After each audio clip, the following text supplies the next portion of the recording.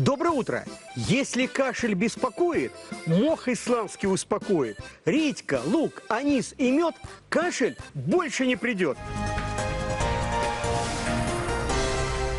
Кашель – проблема, знакомая каждому. В старину с ним боролись только натуральными средствами. Например, пили кипяченый сок репы с медом.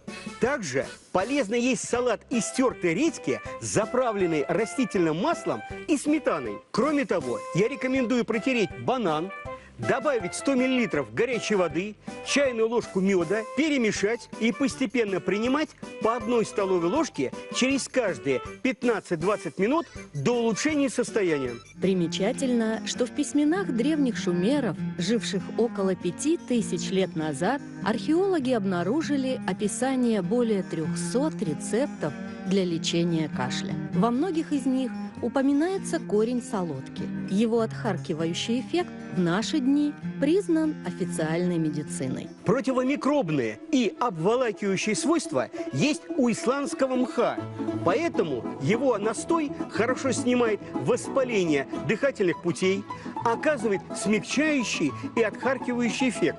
1 столовую ложку мха заваривают на стакан воды, а затем принимают по полстакана утром и вечером. Противокашлевые средства можно приготовить из аниса. Для этого смешивают 2 столовые ложки его семян с щепоткой соли и чайной ложкой меда.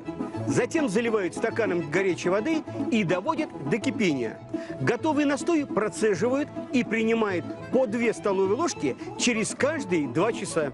Анисовая кислота, содержащаяся в семенах аниса, обладает ярко выраженными антисептическими свойствами. Витамины группы В, П и С повышают сопротивляемость организма к вирусным инфекциям, а большое количество жирных и эфирных масел придают анису приятный вкус и аромат.